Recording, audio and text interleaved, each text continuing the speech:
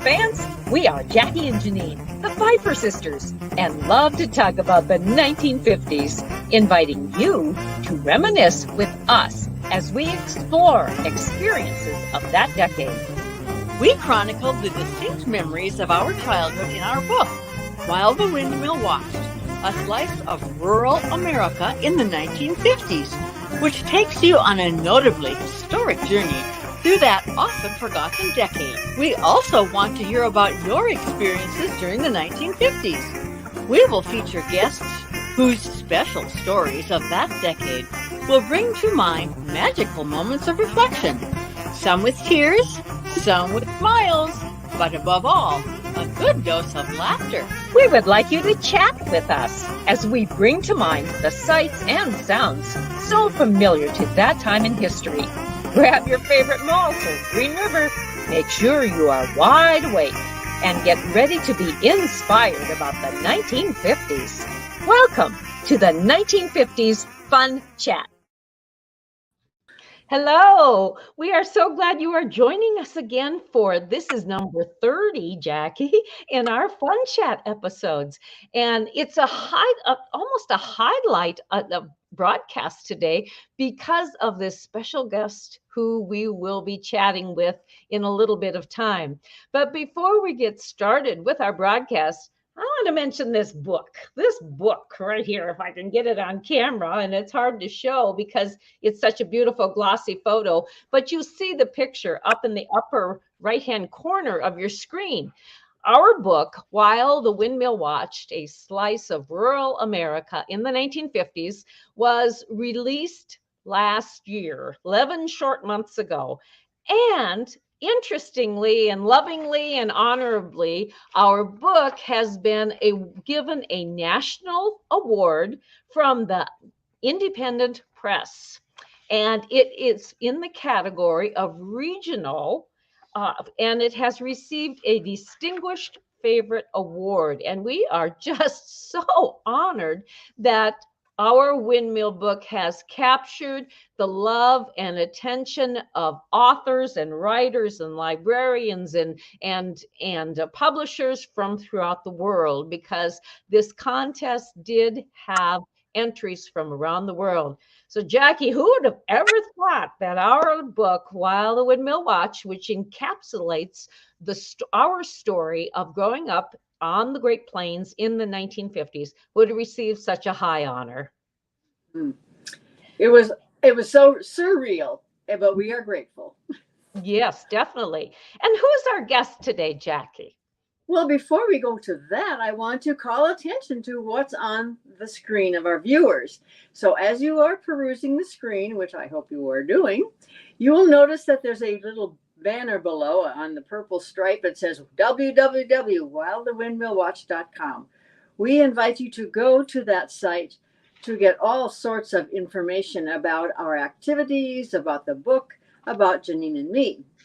And as you're perusing, notice that there is a beautiful logo up on the top of your screen, upper right, and it is a North Dakota sunset that wraps around the cover of our book, While the Windmill Watched, a slice of rural America in the 1950s.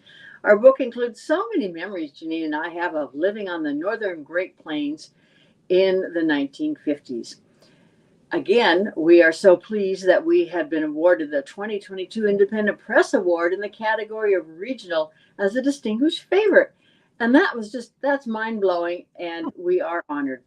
Yes. Now, it is my distinct pleasure to offer our next guest to you. Her name is Helma Lein, and she was born on March 28th, 1916, in the southern Grant County of North Dakota. Although it wasn't Grant County yet, it was actually part of Morton County, as Grant County separated from Morton County later that year. But on with that, she is the daughter of Nels Rowe and Hannah Peterson Rowe, immigrants from Norway. Her mom died in the flu epidemic of 1918, when Helma was only 2. But she graduated from Elgin High School and then went to Bismarck and attended Capital Commercial College. She began to work as a secretary at Bismarck Tribune. She met her husband, Ray Lein, in Bismarck, and they were married October 26, 1941 at Trinity Lutheran Church in Bismarck. Now, World War II interrupted the beginning of her marriage. After the war, they settled in Wing, North Dakota, where they had a successful grocery slash general store. Helma and Ray have 3 children. Now then, Helma is more than just as it used to be called, a housewife. She was a business partner and many other things in Wing, but I'll let her tell you about that. So, Helma, tell us about life after World War II. What happened then to you and your family? Helma, can you tell us about what your life after World War II? After World War II, you settled in Wing. Tell us about that. You might as well start. Yeah. Yes. Yes. Mhm. We bought a store in Wing, North Dakota. Mm-hmm. And what kind of store was it? Groceries plus a lot of departments like Kmart. So you were really pretty much a general purpose store? Yes. Okay. Was there, did you trade eggs or cream with customers? Yes. Okay. And how often would your customers come to the town of Wing to trade? Saturday, as a rule, the Okay. farmers would gather. Uh-huh. Mhm. And can you recall what might have been the most popular item sold in your store? I would say coffee. Oh, really? Huh. Interesting. And was there a favorite brand of coffee that they purchased? Butternut, I'll say. Oh, Oh, okay. Well, that's still a popular brand now. Helma, tell us about the town of Wing. What other businesses were there? Businesses. Yeah. There was a creamery and 2 other stores and I can't think of lumber yard Okay. Mm-hmm. and some gasoline stations. All right. It's hard. Was Wing on the railroad line? Yes, it was. Okay. And what line was that? Was it the Northern Pacific? The NP? NP, I think so. Okay. Okay. Did you receive your goods by way of rail, or did they come by truck? The goods that you were to sell in your store. The truck. The truck. Okay. Yeah. And So we understand Ray, your husband, grew up in the Wing area and he wanted to come back home to start a business. Was that correct? That's right. Okay. And did you live above the store?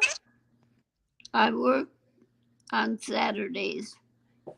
Okay. And was your home above the store, or did you have a house away from the store? We had a house about 2 blocks away. mm-hmm. Okay. And tell us about the churches in Wing. It was a Lutheran church. Okay. And were you quite active in the church? What?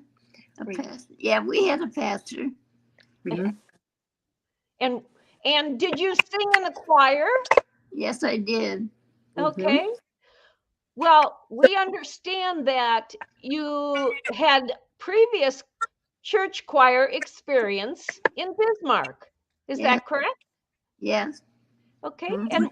And where was that at? Also, Seattle, Washington. Ah. Oh, I worked there 1 year. Mm-hmm. okay. Well, I want our viewers to know that our guest, Helma Lein, is very special because she just celebrated her 106th birthday. What a remarkable milestone. And That was so we are so delighted that she is our guest. And she is telling us a little bit about her history. But Jackie, I think you have some other great information about Helma and her talents. yes. Actually, her birthday happens to be on my anniversary on March 26th. So we share that special day. Yes, we understand that you are a writer of stories and poetry. And I would like to share something that your son Rob sent to us. It is a poem that you wrote 3 years ago when you were 103. And it's entitled, I'm Fine. And it goes like this: there is nothing whatever the matter with me. I'm just as healthy as I can be. I have arthritis in both knees. And when I talk with a wheeze. My pulse is weak and my blood is thin. I'm very healthy for the shape I'm in. My teeth eventually have to come out. And my diet, I hate to think about. I'm overweight. I can't get thin, but I'm very well for the shape I'm in. I think my liver's out of whack, and a terrible pain is in my back. My hearing is poor, my sight is dim, but almost everything seems to be out of trim. But I'm very well for the shape I'm in.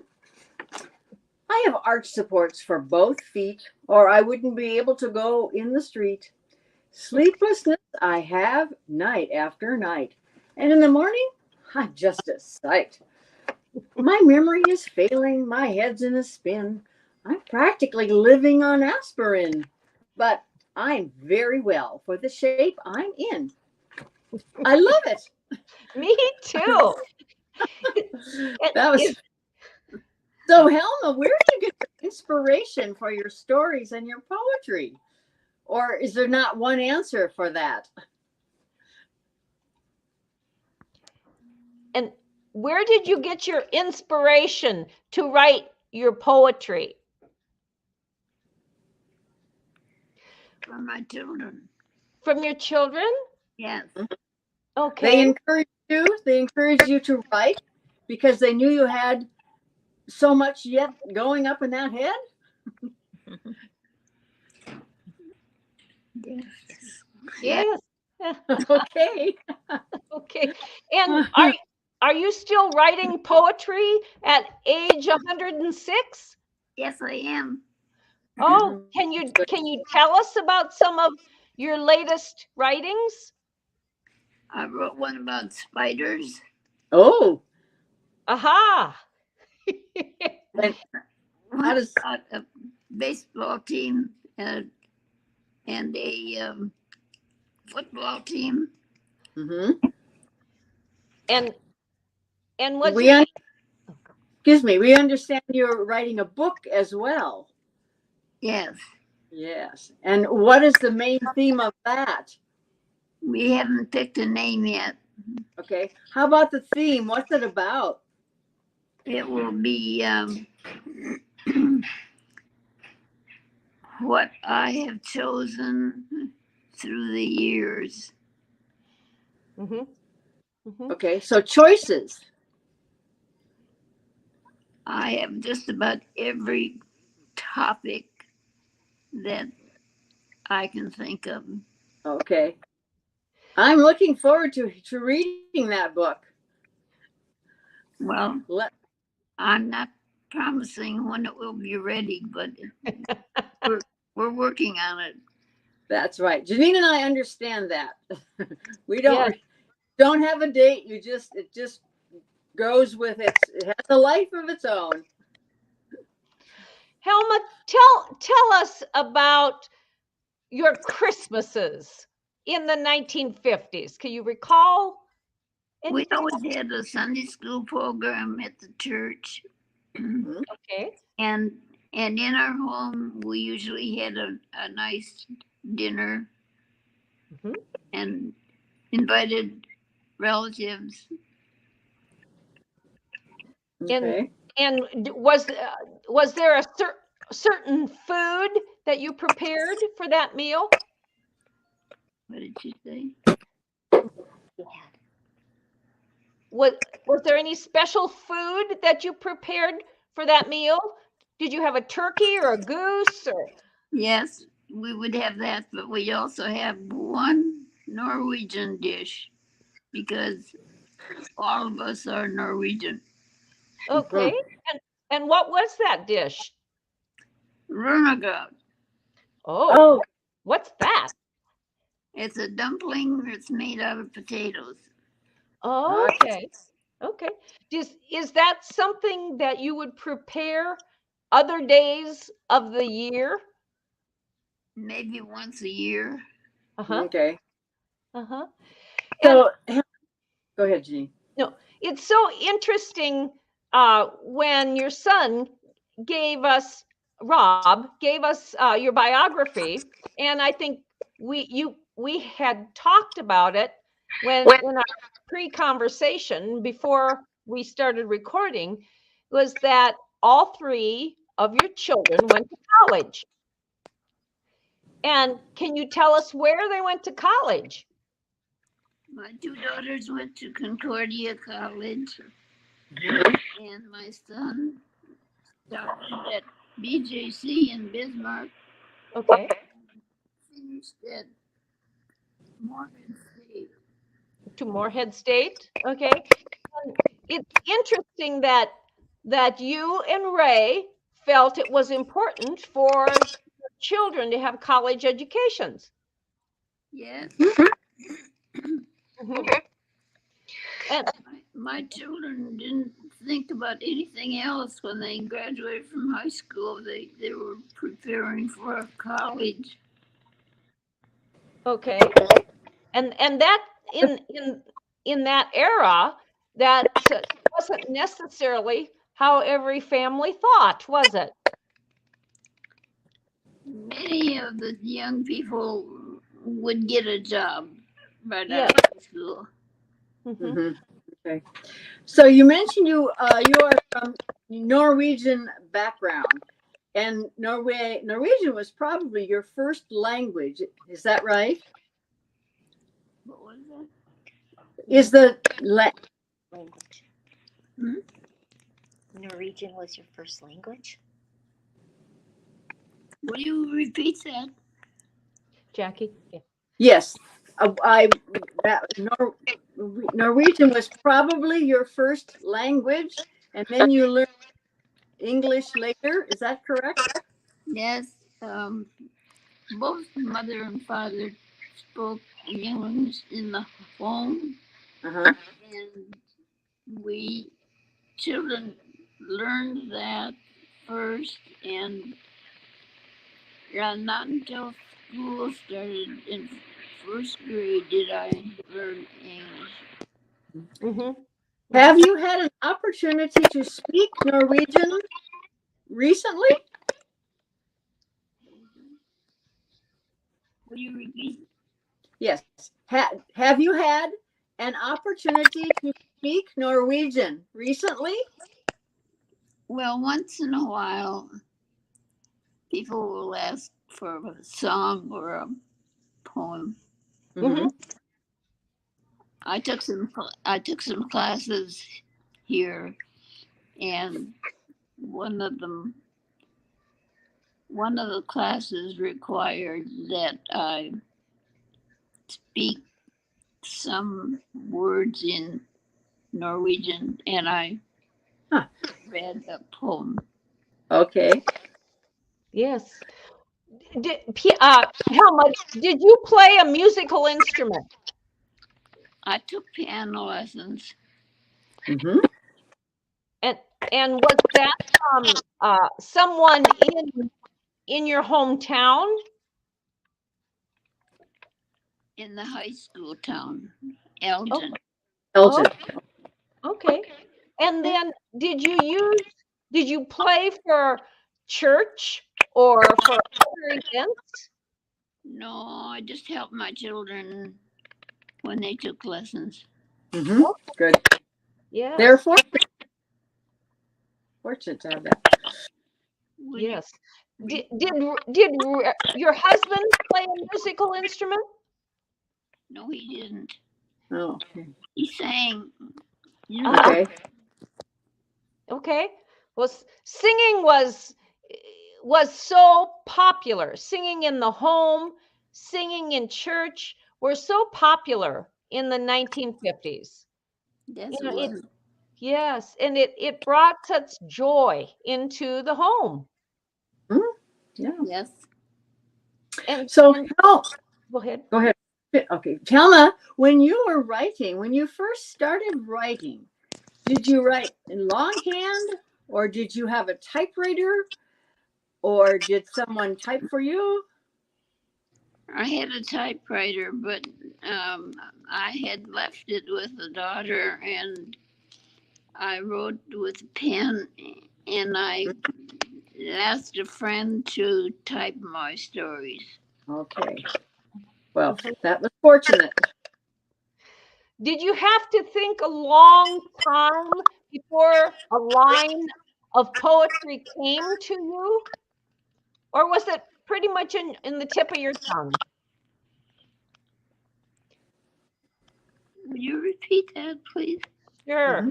When you were writing a piece of poetry, did the words come easily for you, or were they hard to come up with?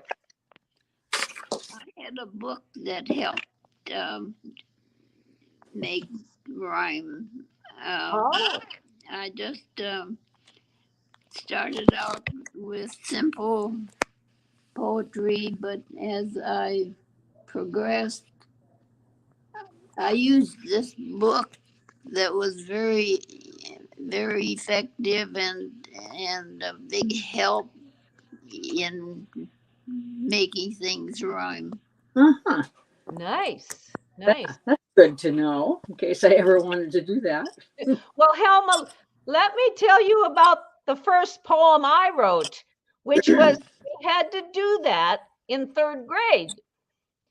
And I asked my mom, nothing came to me. So I remember sitting at the kitchen table one night, and the next day I had to have this poem for class in third grade in country school at Minokan. And so mom said to me, why don't you write about something that you love? We had a dog named Shep, so I wrote about him. And here's how it went, Helma. I have a dog named Shep, and he is full Oh, of pep. Whenever he chases a calf, I almost have to laugh. So that's my big stint with poetry. Do you think do you think that's capable of being published? I haven't heard that in years, but I remember it. Yes, yes. So I guess we all have a little bit of rhyming in us, don't we, Helma? I think so. Helma, can you tell us a little bit about the spider poem that you wrote? The what? The spider poem. Hmm? Spider poem. You'll have to repeat that. Okay, you wrote a poem about a spider. Oh, the spider. Yes, can you tell us about that? We can talk about two different kinds. There's a good spider, and there's one that is on the other side. Uh-huh. It was a lady friend who asked me to write that. And it was because they were on a farm and they had a lot of spiders. So I Oh, wanted to know more about them, what they do, and the kind of living they have. mhm.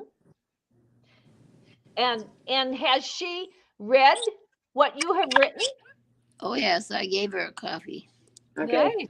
Well, I bet she treasures that a lot. Yes, and then she asked me to write another story, and I think she wants another story in the future. Of course.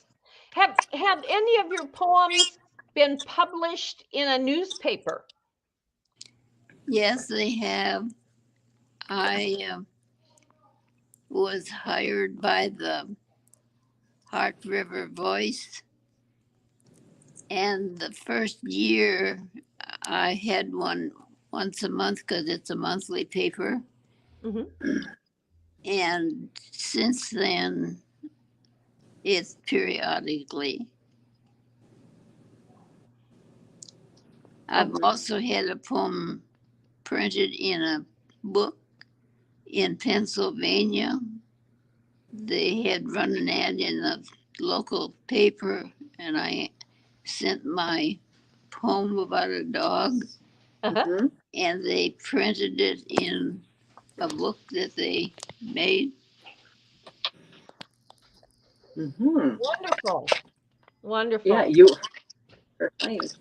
Helma, we're Hmm. getting about to the end of our broadcast, and I'm wondering if you can recall what would have been a fun memory of the 1950s.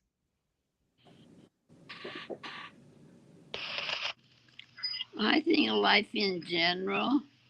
Okay. With your family and your community. I was I was living close to my oldest daughter at that time. Okay. Well, so life in general was great for you then in that decade of the 1950s. Yes, Mm-hmm. Mhm. Well, we so appreciate you joining us today, Helma. This has been a real treat. And folks, we want you to know that this precious guest, Helma Lein, is just celebrated her 106th birthday, but before this broadcast has been aired. And we think she is just a sparkle in our day, and we hope she is in your day too. Thank you, Helma. We're so appreciative that you joined us. well, I thank you. You're welcome. Um, This has been a And pleasure. good. And so we want you viewers to think about those pastimes. They might not be as complete as what Helma's were, but you can think about the 50s, those poodle skirts, those cool cars, and maybe even those soda jerks who might have fixed you your favorite malt. and I would like to remind you to be sure to subscribe to our channel. Just push that little click on that red button and also the thumbs up button. And type friends, even your relatives, about the 1950s fun chat. And we'd like to have you join us every week on Mondays, 8 p.m. Central. But if you can't join us at that time, then view our YouTube program found at the 1950s Fun Chat. And I just in think case you I want think to learn more about the Pfeiffer sisters and that great award winning book, While the Windmill Watched, A Slice of Rural America in the 1950s, you can go to our website, www.whilethewindmillwatch.com. And at that website, you will even be able to see a list of vendors who sell our book or even order the book on the website through our international distributor, the NDSU bookstore. So until next time, we hope you've had fun on today's Fun Chat, and we hope to see you again next week. Bye-bye.